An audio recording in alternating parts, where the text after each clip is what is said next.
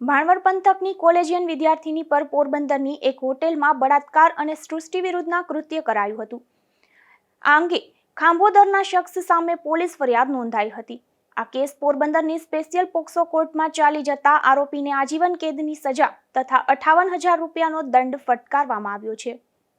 વર્ષ 2022માં Bhanvad પંથકની collegian વિદ્યાર્થીનીએ Kamlabagh police મથકમાં ફરિયાદ નોંધાવી જણાવ્યું હતું કે પોતે સગીર વયની અને અનુસૂચિત જાતિની હોવાનું જાણવા છતાં ખાંભોદરના ખીમાલકુ ગોઢાણીયાએ આ સગીરા સાથે તારીખ 23/8/2022ના રાત્રિના 8 વાગ્યે માનસરોવર હોટલમાં તેની મરજી વિરુદ્ધ બળજબરીથી બળાત્કાર ગુજાર્યો હતો.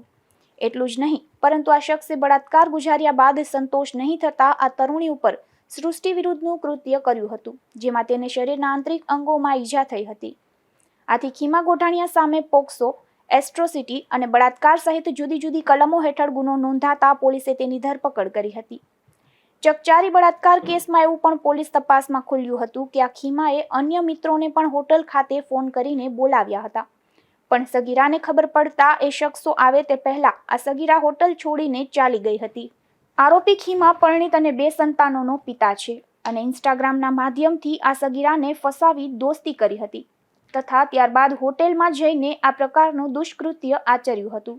જે અંગે કેસ કોર્ટમાં ચાલી જતા પ્રોસિક્યુશન તરફે પબ્લિક પ્રોસિક્યુટર સુધીરસિંહ બી જેઠવા દ્વારા 43 દસ્તાવેજી પુરાવાઓ તથા 13 સાહેદો તપાસવામાં આવ્યા હતા તથા સરકાર તરફે ધારદાર દલીલો કરવામાં આવેલ હતી.